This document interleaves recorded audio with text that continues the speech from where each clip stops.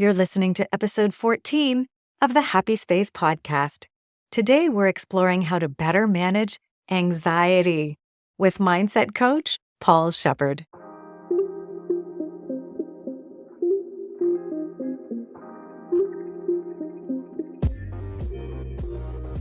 Welcome to the Happy Space podcast, where we talk about designing inclusive performance through the lens of a highly sensitive productivity catalyst. That's me, executive coach, speaker, and brand collaborator, Clare Kumar. Join conversations with authors, culture shapers, space designers, and creators of products, services, and customer experience as we highlight astonishing contributions tempting a more tender world.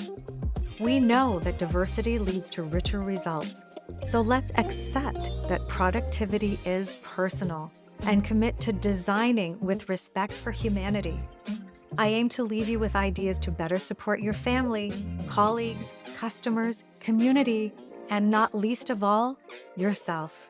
For everyone, including you, deserves a happy space. Welcome to another episode of the Happy Space podcast. I'm so excited today to be talking with Paul Sheppard. He's a mindset coach and host of the Mindset Change podcast. We recently connected where he interviewed me on that show, talking about sensitivity, of course. And I quickly realized Paul has so much to offer our listeners here at the Happy Space podcast. I just had to invite him to be a guest as well. Paul has an amazing training in numerous modalities, such as hypnosis, NLP, which is neuro-linguistic programming, IEMT, integral eye movement therapy. A number of different areas have worked for him, but what was really interesting and intrigued me is he said that traditional therapy, CBT, didn't really help. So he's taken an approach to weave together a number of different strategies, and I'm excited because he's going to share some of that today. Given the challenges that highly sensitive people face, our emotional responsiveness, our tendency to be overwhelmed, and our proclivity to ruminate, anxiety can be a constant companion. I know I've had my own journey and continue to work with parking anxiety. It can get the best of me still at times. So coming up with strategies to really employ is a real practical evolution in, I think, our journey to be empowered HSP individuals. In our chat, Paul and I explore his journey from sensitive child, AKA the Incredible Sulk, right through till today, where he's a still sensitive, a proud sensitive, grounded, energetic, and thriving man. You'll really enjoy meeting him. In our conversation, I learned about the drama triangle, the physiological sigh, and a series of practical strategies that can really, truly work at calming anxiety. I hope you'll listen in. You'll enjoy Paul's calm and energetic style. And do let us know what you take away. Today's episode of the Happy Space podcast is sponsored by clarekumar.com. With sensitivity, curiosity, and courage, I serve 3 groups asking the tough questions that lead to meaningful answers. Number 1, I coach ambitious leaders to design for well-being and achieve next-level work-life integration. Number 2, I mic drop thought bombs, that's bombs as in BALMS, in keynotes and workshops, helping organizations achieve the business imperative that is inclusivity. And 3, I collaborate with brands concerned with respect for well-being on product design, marketing, and PR. If any of this piqued your interest, come find me at clarekumar.com. I'd love to speak with you. Designing inclusive performance together will lead to the richest results.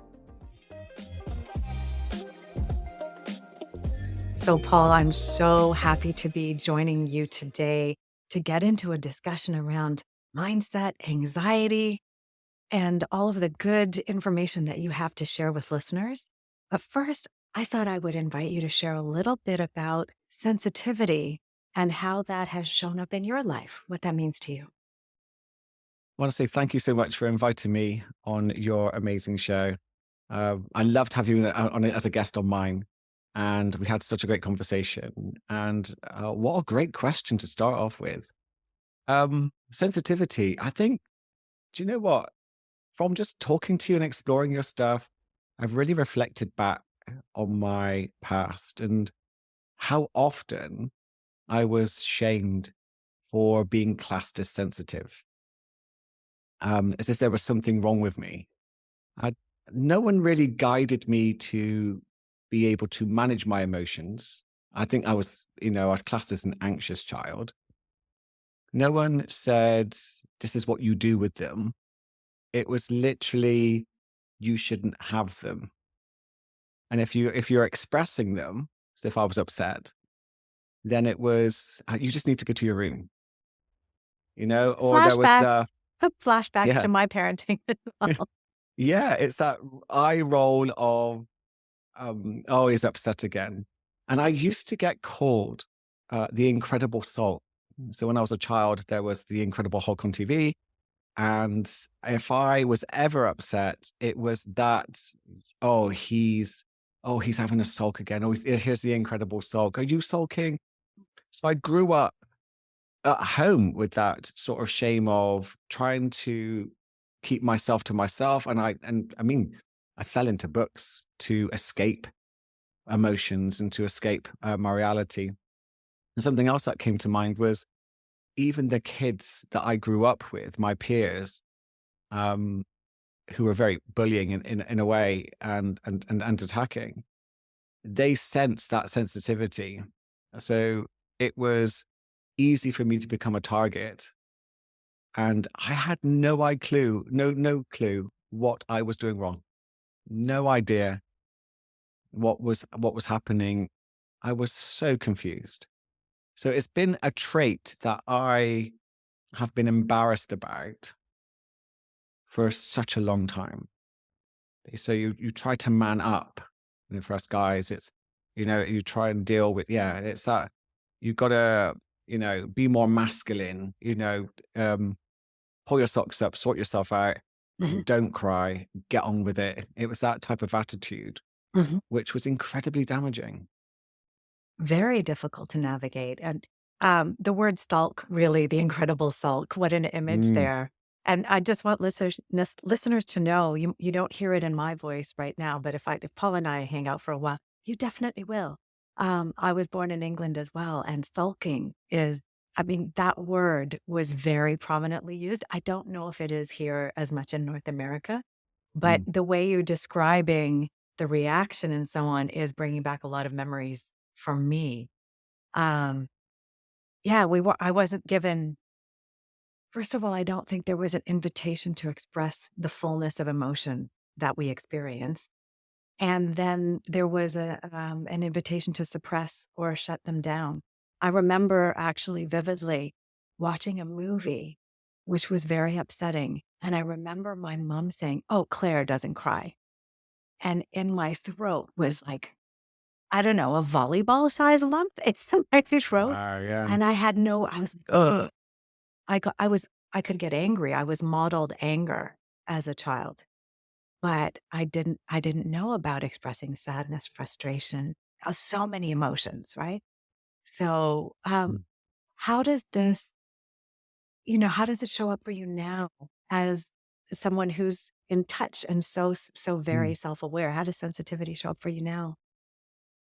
Do you know something that you just reminded me of was going back to my parents, something that I used to get quite angry and blame them for not being able to express myself. And it was until last year that I had a conversation with my father that took over 30 years to have. I'd had a lot of therapy, a lot of self-awareness work done, and we'd had this conversation. And then he expressed to me stuff that he'd never talked about. And that was, he found emotions. He found the way that I was living embarrassing because he was a very private person. And so was my mother. And I never knew this. So flashback to me being upset, they didn't know what to do. So they just simply modeled their own parents. Yeah. And I think just knowing that has actually helped me a lot.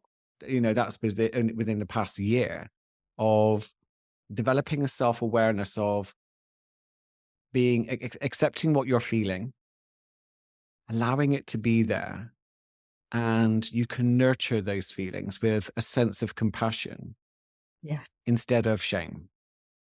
And that allows you to have a full experience of whatever is going on with you. But I find it moves through the body. It might feel difficult and it might feel uncomfortable, but that's okay. Um, that permission just to sit with it seems to do something where it, the mind and body begin to let it go. Because I think what I used to do was suppress, suppress, suppress, or express. And unfortunately, all that did was seem to bank it for another time to be able to arise. It's almost like, oh, we're just going to bring that trauma back up for you until you actually let it go. So allowing it, expressing it, and nurturing it seems to let it go. That's what's helped me. That's so powerful. I just want to, like, as you did, that triggered a thought for me.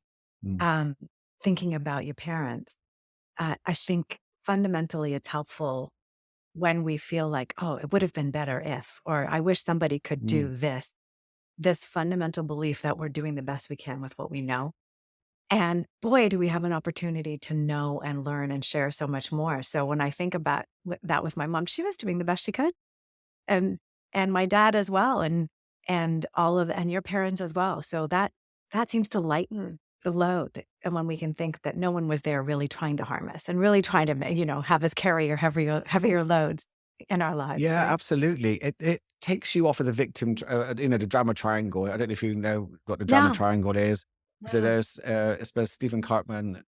It's a famous triangle. You've got the victim, you've got the persecutor, you've got the rescuer, and the victim is always the prize in psychotherapy. You find a way to persecute. So what I found myself doing was persecuting my father from the victim point of view of, look at what they did to me. And then whenever he reacted, I'd go back to being, I got my prize. I was the victim. Look how he's treating me. yeah, And then I'd feel bad because he was really upset and stuff like that. Then I'd go in to move to rescue and try and reach out again. So you end up moving around this triangle. And even though I've trained in this stuff for years, I didn't realize I was on that triangle with that dynamic still. It was only through my father getting upset with me again that I realized that, what am I doing? What is it that I'm doing to upset him? And because it was triggering me. So by having it, by doing some work, I began to realize that actually what I was doing was I was persecuting him. oh He yeah. reacted, and then I would get my prize as the victim. So I kept moving around that triangle, and it was nice when we had that final conversation to step off, and that helped lighten the load. So powerful to understand the dynamics. And in that persecution role, it's almost about, I have a valid point and I need to be heard. So Mm, I'm gonna tell. I'm gonna teach yeah. somebody what they need to know. And then we can overdo it as highly sensitive people too. If our emotional responsiveness is really unleashed, well, we can go a little far sometimes. And I've personally been working on, I was modeled kind of coming out swinging with having a big stick and really claiming my space. And this is making so much sense, this drama triangle, Mm, to realize and work on noticing my emotion, like you said, and nurturing a better response, nurturing a more thoughtful, kind response, which doesn't leave me level two, beating myself up for the way I just behaved. absolutely. It's very empowering because the victim wants to blame. And I've been in that dynamic with him. I used to call him the like Darth Vader of my life, and we had this really rocky relationship. And I had to take ownership of the fact that I was treating him in a way which he felt demeaned, so he would react back. Right? And one of us had to have that self awareness to step away and do something different. And it's not going to be him. So Yeah. I took that road because I'd done the work. And now we have a much better relationship. It's not perfect. I'm aware of how he's been, and there's been a lot that's not quite right, but it's still to unconsciously treat him as someone who's the bad guy, the enemy, of course, they're just going to react back that way to you. Mm. A wonderful way. Was there bravery involved in you choosing that path, or how did it come to you in that moment that Yeah. you're going to Yeah. be changing this dynamic? That took a lot of work because it's 30 years of I've never had this conversation, and in how he treated me the way he did. He banned me from my home for 10 years. Um, so we'd never had this real conversation as to why. Yeah. What was that really all about? When he finally invited me back into the home, when I went to have this conversation with him, I was shut down completely. And my mother was so happy that I was back in the house that it kind of got moved to one side. He had his say, I didn't have my say. So with therapy and self-work and learning to manage my emotions, because I remember the call to this day, and my nervous system was alive. I could sense that I wanted to shallow breathe. My body was Mhm. in a state of alarm. I felt really, really heightened. So I had to soothe and calm that down. And by doing that and just staying true to, I'm not going to treat him as the enemy. I'm going to gently ask him what I wanted to ask him and keep guiding him onto that path. So he did his best to avoid the conversation, Mm. but eventually he opened up and he said, I'm telling you things I've never told anyone. And that for me was quite shocking. I never understood him as much as I do now. By from having that conversation, he opened up. And it was to hear that he was private and that he found these things overwhelming and extreme, gave me an idea of, yeah, I was expecting, quite naturally, I was expecting too much for him, quite naturally, but he wasn't able to give me what Yeah. I needed emotionally as a child. Mhm.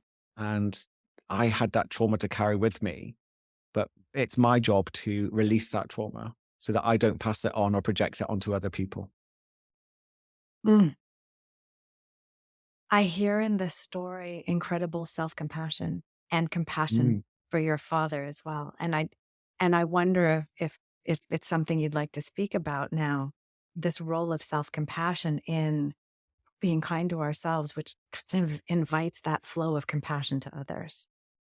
Yeah, do you know, it's one of the things that when I'm working with my clients, what inviting self-compassion can feel very hard because sometimes, dependent on our environments we're brought up in, or the culture, self-compassion is seen as weak.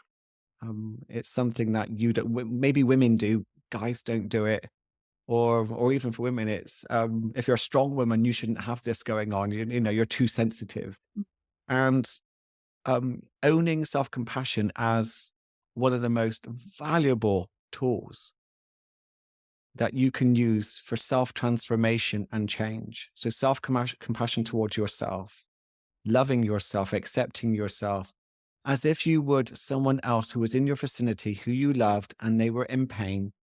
It's having the same feeling, but towards you. And whatever that looks like, it may be different for different people, but whatever that looks like, to keep practicing that. I had a client last night. It reminded me, I had a client last night. I got him, he was in a very low place. I got him to become very present with me, and I got him to put his hand on his heart. And I said, say your name. And he said his name. And I said, and say, I love you. And he looked at me in horror and then said it. And then the tears flowed. And he said it a few more times. And I had a lovely message from him today just saying, I think last night you saved my life. I feel so much lighter today.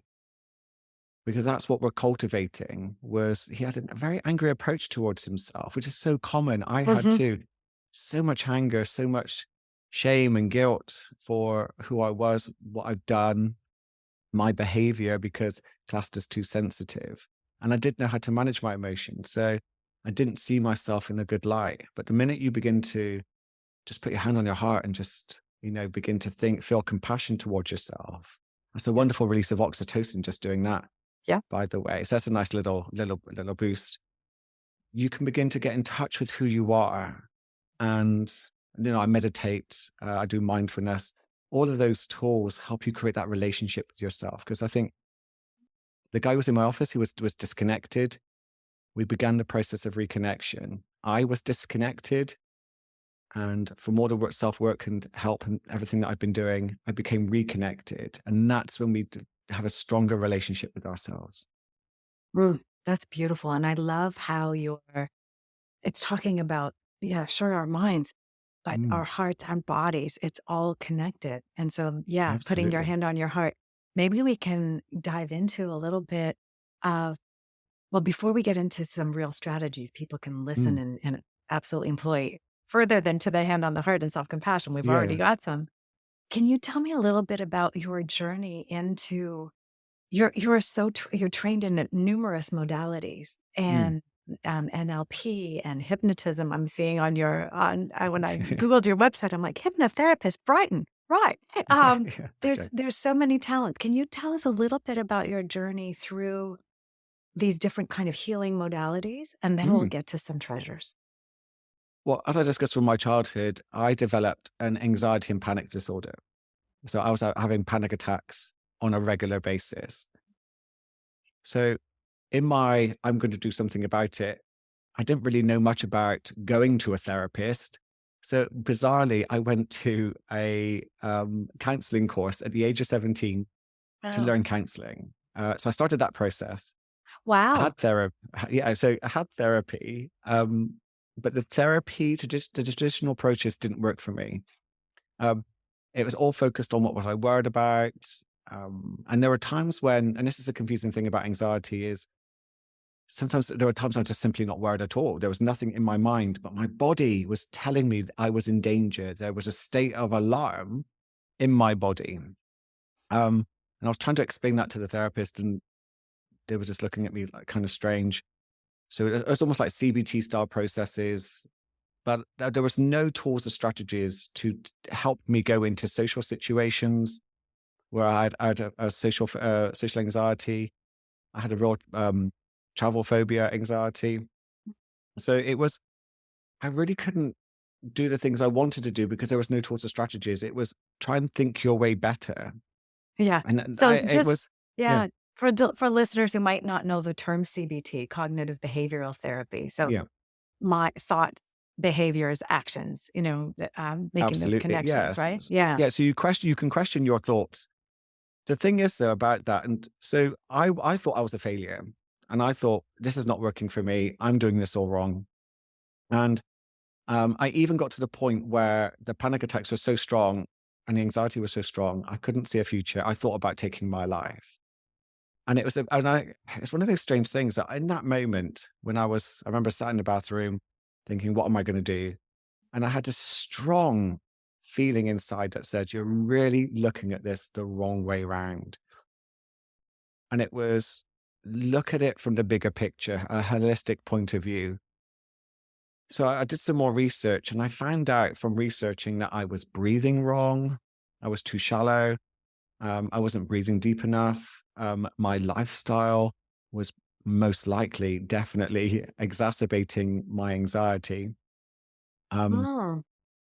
when I began focusing on soothing and healing the body, so I trained in a lot of different therapies, somatic, and I really was fascinated with hypnosis and hypnotherapy, working with the subconscious mind too. But the more I began to heal my body, I found my mind became easier to work with. Mm. So it was much easier to then, once I began to work with the body, to use a CBT style process was then much easier. So that's why I think Right. CBT in itself, it can be effective, but for a lot of people, they look at me as if to say, why hasn't it worked? Mm. And when I show them how to work with the body first and then the mind, they're like, ah, this makes so much sense. This makes so much sense because your prefrontal cortex, which is the part of the brain that will deal with the CBT, Mhm. disengages when we're in a state of fight or flight. So your limbic system, your emotional brain takes over and gets you to safety. You're not meant to be rationalizing your danger. So that's why it can feel really difficult. Very, very smart people can go, why am I not able to get myself to safety in that moment in a way of, rationalizing my danger. Why can I not do a presentation? These are just people. But if the brain is in fight or flight, Yeah. that rational part disengages, and it's so easy to believe the lies of the mind. So when you reconnect those two parts of the brain together again, we can think more clearly. But it has to be done with the body first. Yeah. And it makes me think when I was parenting, there was no point trying to teach your child something when they were free, they were upset, and right, there was Yeah. no point. And now we're going to do this. That the mind can't go there. I talk about giving the amygdala a hug, and so Yes. Nice. how do we do that? How do we've got two amygdala in the brain and they're reacting because it serves us. I mean, the one thing I like, and I think we talked about this in our discussion, was there's a value in anxiety. So we don't want to say, I never want anxiety in my life. We want Mm. some of this as a cue, but then what do we do with it? So what would you offer to listeners right now who are highly sensitive in an overwhelming world that often can trigger, and I don't know if you have other words for trigger, but uh, can cause or inspire potential reactions that are less than what we're looking for and can Yeah. send us into rumination or emotional unleashing. What can you recommend? I the main thing that I would say with anything like that. So for me, I learned a system which, when you're triggered by, I call it wave one. So wave one is where you have the unwanted experience, you have the unwanted thought, you have the unwanted feeling, whatever has triggered you. The problem isn't wave one. The problem is our reaction to wave one. Hmm. Wave one's happened or happening. We can't change that. The thoughts happen, the feelings happened, the experience is happening. So what we have the ability to do in wave two is choose, by beginning to soothe the body, choose how we're going to react to wave one. Yeah. So by soothing the body, so some breath work, breathing down to the diaphragm, you can do what's known as the physiological sigh, which is a double inhale, and then really slow exhale out. So belly, it's a nice way to remember it is breathing to the belly, then to the chest, and then slowly out. This is known to neuroscience. Andrew Huberman talks about it on Huberman Labs as one of the quickest ways to return your nervous system back to baseline. So when you soothe the body, and you can put your hands on the part of the body that feel alarmed. So if you feel sensitive, like for me, I would feel sensitive in my stomach. If you feel sensitive in your chest, put your hands there if you can, and just begin to Mhm. soothe that part of the body. And as you soothe it, your prefrontal cortex will align with your amygdala, with your emotional brain, the limbic system, and we can begin to think more clearly. So we can name it. We can name the experience. Now, you can even say, this is just this is just some sensitivity right now. This is a false alarm right now. Mhm. Or if someone's doing, some form of public presentation, I say, performance adrenaline. That's all I'm experiencing right now. Yes. Name it and rename it. Yeah. Yeah. Yeah. Name it, call it whatever you want. When Yeah. you name it to tame it, I can't remember the name of the psychologist, but there was an experiment, and naming it can reduce the intensity of the feeling That's right. by about 50%, which is really, really handy when it comes to just aligning yourself with your mind and body, because we go out of alignment due to the trigger, Yeah. and then we come back into alignment just by soothing, allowing ourselves to experience it, being within the body, and we're naming it. And then what we can begin to do is wave three, as in my term, is just beginning to move your attention back to the present moment. Just allowing ourselves to be here in the here and now. Because when we get caught up in overthinking, which is very easy to do, like I would have as a child, tried to overthink things to try to escape the danger. I have no idea what you're talking about. Yeah. Yeah. You try and stay up here, but when you Mhm. move into the body, Mhm. because it's the body that has the alarm, we don't tend to overthink if there's nothing going on in the body. It's so interlinked. If we have a negative thought and there's no alarm in the body, it just turns into a thought. But if the body is alarmed, we're now trying to interpret what's really going on with us, and we can overthink. But by moving into the body, the mind begins to slow down and we begin to Yes. develop more clarity. So wave one is going to happen. Wave two, choose your reaction. You're not powerless. Wave three, move back to the present. That's amazing. I've been talking about something similar, but I was going Mm, right to the head and not starting with the body. I mean, and mm, it's sort of connecting, tapping into intuition, slowing down and letting the body guide you, if you will, mm. is the place is the place to start. Without that, you, you you're not in a position to actually be intellectual about it. No, and that's the thing is Yeah. we're all smart people. And one of the aspects of shame that comes from being highly sensitive or having anxiety, however you are experiencing it, is the irrationality that we experience, the crazy thoughts, the irrational thoughts, and what can feel like irrational behaviors. And that produces a lot of shame and embarrassment. And my job is to help people feel empowered through anxiety. You talk about, and I love that you mentioned it. It's sensitivity is sexy. It's a superpower because there's so much that a person who's got a highly sensitive nature can tune into to become aware of. That's an incredible gift. Same with anxiety. There's levels of being able to tune into things and be aware of future issues and problem solving that a person with anxiety is a master at.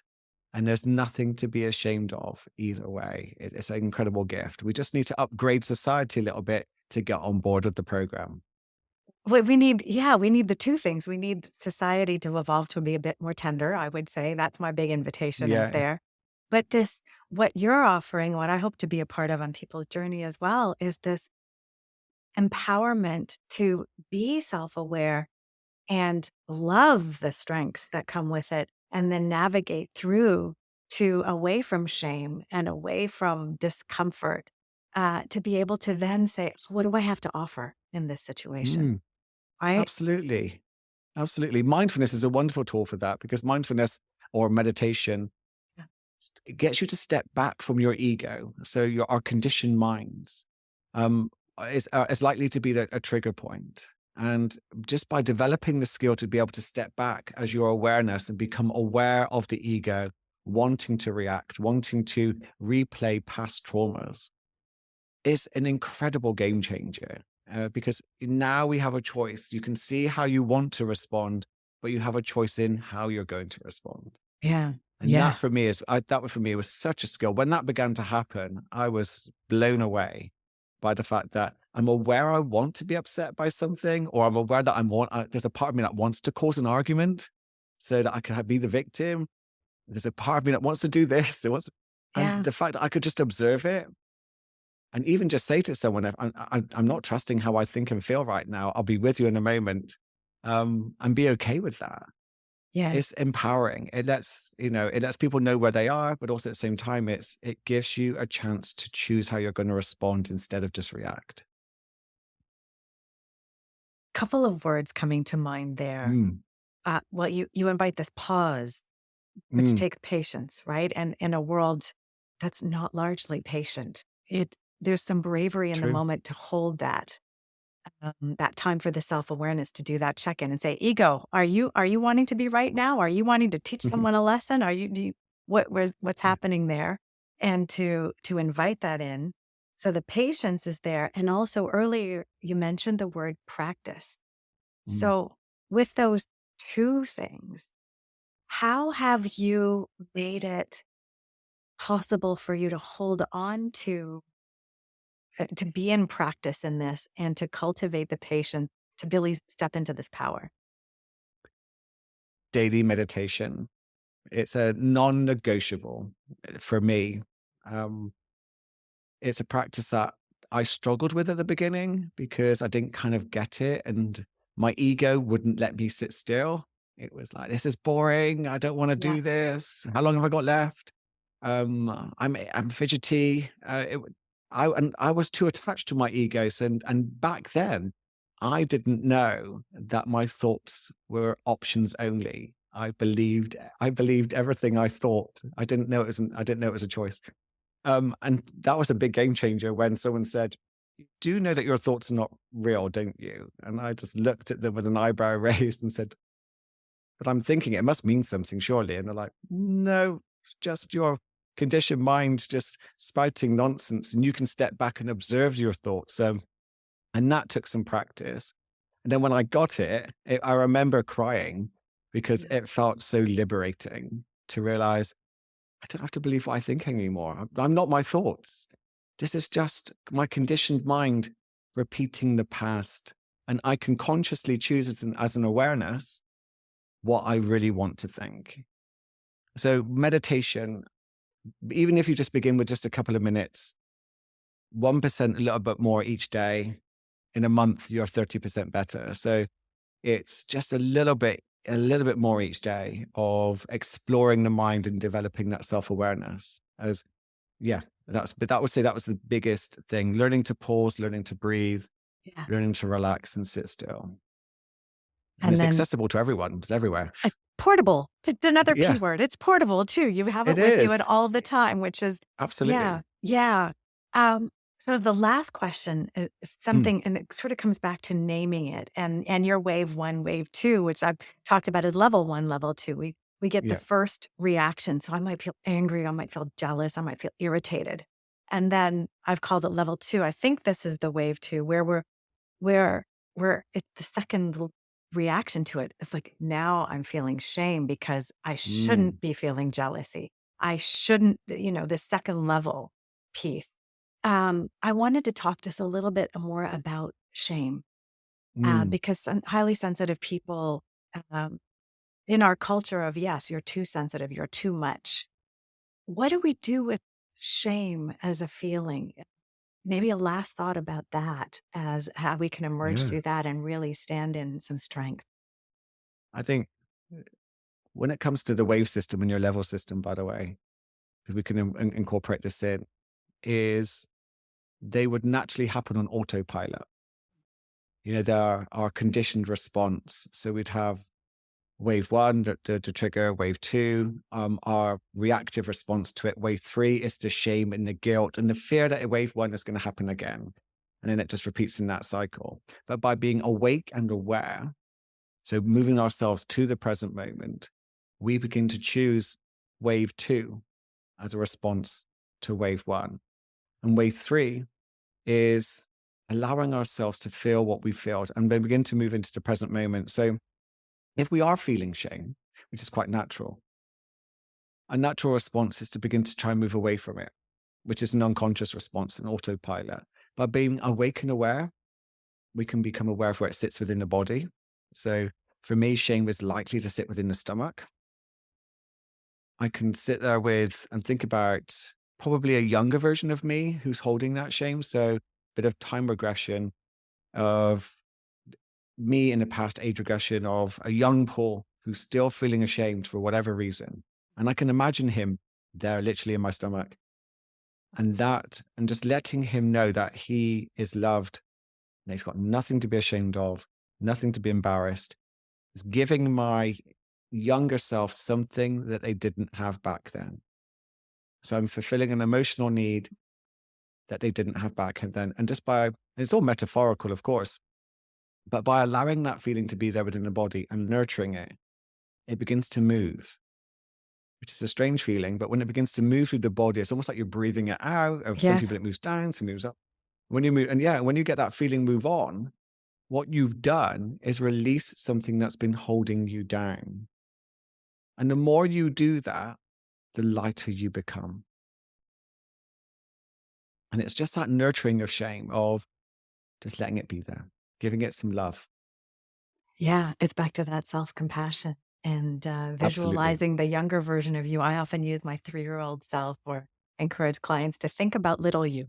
And Yeah, yeah. how are you gonna take care of little you on your journey through the day? Are you taking care of little you as well as present you? Because, Yeah. uh, Yeah. yeah, We've all got an inner child at various ages within us who has trauma. And through awareness, we can get a sense of when it's beginning to arise. And it's a beautiful thing because it's an opportunity to heal and let it go. It's nothing to be ashamed of. Every time you get that shame feeling, There's nothing wrong with you. It means that you're being given the opportunity to heal. So if you can in that moment to connect and allow that process, and you'll feel lighter for it. And the Mm-hmm. world changes because the way that you see the world changes. It all becomes a different place. Yeah. And how wonderful to support people on their journey Mm. through this to exploration of their past and evolving to managing present so much more beautifully. Paul, it's been just a treasure, a delight speaking with you, learning more, a little bit more even about you. And I would like to invite listeners out there to check out Paul's work. Maybe, Paul, you can just give a shout out now, and I'll put it, of course, in the show notes. But if you can give everybody an idea of where they might find you. Oh, my website, if my website address is about to change. So if you pop in your show notes, the website Okay. address, but it's at the mindset coach Okay. .com.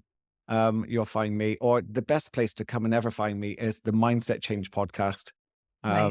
That has all my links in the show notes of where you can find me on TikTok. Yes, TikTok, Oh, Instagram, all the places where I do videos and talk about this type of work. Because I'm on a mission. I'm on a mission to help people feel less anxious and more empowered, which goes beautifully along with your work, Claire. Because I'm very grateful for what you do too. oh, yeah, we could talk for hours. I think I might need a Yeah. private TikTok tutorial because I'm thinking about it. But I'm also hearing Do that, it. yeah, some people are saying, no, it's going to be shut down. So I don't know because of Really? No. concerns in the US about it being a Chinese company. I don't know. I don't know Yeah. anything about this. But yeah, I might hit you up for a TikTok tutorial. So Yeah. Do it. Do it.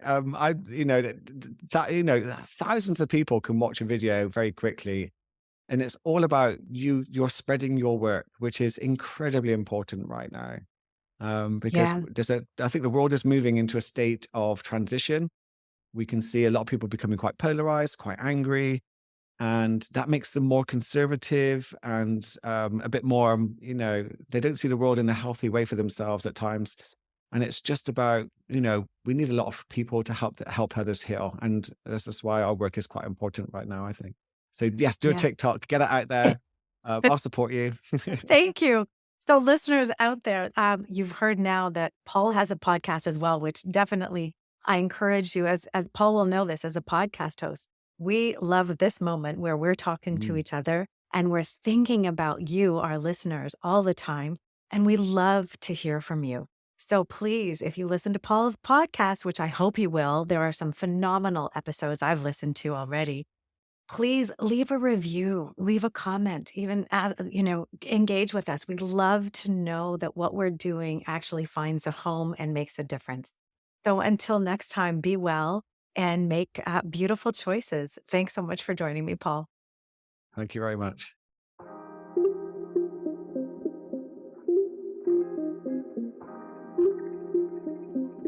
Thank you so much for listening. You can find all of the Happy Space podcast episodes over at happyspacepod.com. That is also where you'll find a link to our online community. Please leave a review over at Apple Podcasts, Spotify, or wherever you tune in. And if you liked what you heard, please share. After all, doesn't everyone deserve a happy space?